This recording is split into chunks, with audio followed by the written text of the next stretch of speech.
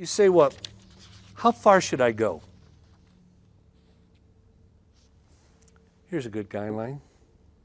Try never, with where you go, what you see, movies, videos, whatever, what you do, how you relate to a person, that in everything you do, see, and touch, whatever, will never cause that person to want to go all the way. The Bible calls it about, don't light a fire. When it says it's good that a man toucheth not a woman, this is what it means, that you don't ignite that fire within them. I think that's a pretty good guide. That can be different.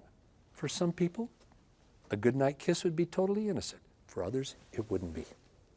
So, oh, that's childish. You don't know their background. Somebody can say, oh, it's childish, he's just rubbing someone in his shoulder. Not with my background. It's huge. And I'll live with it the rest of my life as a Christian. Have you ever wondered how far is too far? Maybe you've thought if the Bible just said, here's exactly how far I can go, it would make life easier for you. You know what? I'm not even persuaded that if the Bible said, here's exactly what you can do, it would make things easier. Think about it. If the line was set right here, everybody would inch up to it immediately. And then they'd say, well, I'm just going a little bit over. I'm just going a little bit over that. We'd be able to justify our behavior just as much as we do now. You see, the Bible doesn't give a bunch of rules when it comes to physical behavior before marriage. But it actually does something better. You see, if it gave rules, you know what would happen? People would find a way around the rules. Think about it. If the Bible said you can't go up a girl's shirt, a smart aleck junior higher or seventh grader might say, can I go down her shirt? There's always a way around rules. Instead, the Bible gives us principles that we are to apply to our different relationships. So for example, Philippians 4:8 says, think about thoughts that are pure and lovely and honorable and worthy of praise. Now, instead of asking, how far can I go without getting in trouble? If we ask ourselves, what can I do to think about things that are pure and honorable? Then some of those questions begin to make sense. So I often ask my students, I say, can you hold somebody's hand and be thinking thoughts that are pure? Sure. Can you hug somebody? Arguably. Can you kiss somebody? Can you make out with somebody? Can you feel somebody up? Can you have oral sex and be thinking about things that are pure and lovely and right? I don't think there's any way that we can. So the Bible has not told us, here's exactly how far you can go. But if we step back and look at the principles and ask God to search our heart and ask ourselves, what am I really thinking?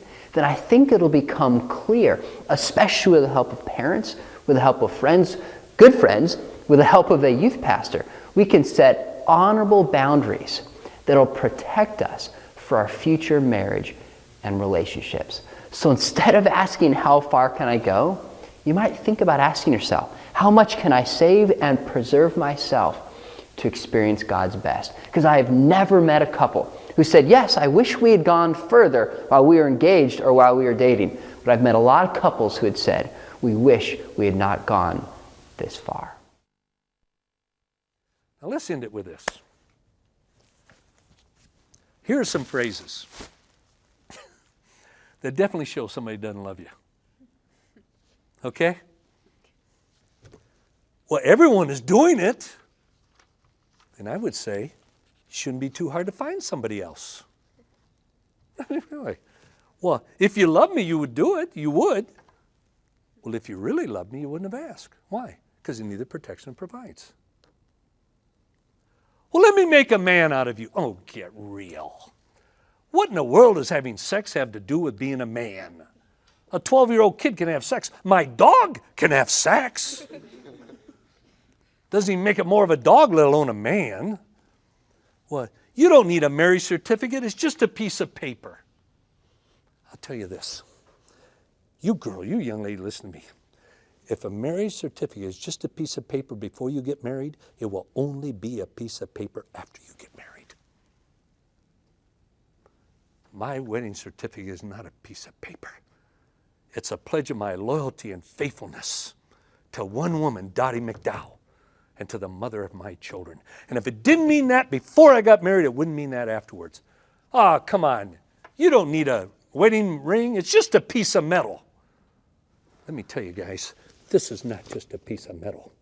If it was just a piece of metal before marriage, it would only be a piece of metal after marriage.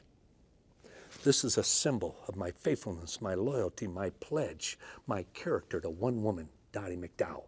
And don't anyone come between us or I will take him out. This is a very unusual wedding band. A lady said today, you got diamonds on there, why? I said there's 5 diamonds. The one diamond is my wife, Dottie. The next diamond is my oldest daughter, Kelly. The next diamond is my son, Sean. The next diamond says Katie, and the next diamond says Heather. This is also a symbol to my children of my love and my faithfulness to their mother. And guys, if it didn't mean that to me before marriage, it wouldn't mean that to me now after marriage. It's more than a piece of paper, a piece of metal. And so that marriage certificate or that ring isn't something magical, but what it is, it's a commitment before God, and it's God blessing you with this sense of, hey, I have established this for you. I have established this marriage institution for you to enjoy each other, for you to enjoy me. Sex is a marriage gift that I'm going to give to you. And when you stay within those boundaries that I have created for you, you will experience health and life in ways that you could never experience outside of marriage. Well, we need to see if we're compatible. Oh, really? As I said before, any penis will go in any vagina. Physical compatibility is not the issue, it's relational. Well, no one wants to marry an inexperienced girl. And I would say, well, I guess I will be an exception. You don't know what you're missing. I guess that'll make 2 of us. I'd definitely say that on there. Well, I can't help myself. Well, if you can't help yourself now, you won't be able to help yourself later, so I'd never want to marry someone like you. What a wimp. Well, I love you so much. Do you love me enough to wait? Ooh, ouch. Well, it just happened. Nah, sex just doesn't happen. It's a choice. Well, it proves you're grown up. No, what proves you're grown up is deciding what is right and what is wrong and sticking to it. It takes a man with character. If you don't, it means you don't love me. Well, just you saying that shows you don't love me. No, do you see that? Just someone to say, well, if you love me, you'll do it, means I don't love you. In fact, I could almost say that person doesn't even respect you. They could go out and the prostitute and get the same results. Well, it's so beautiful. Of course it is. If it wasn't beautiful before marriage, it wouldn't be beautiful after marriage. In fact, it's so beautiful, it's worth protecting.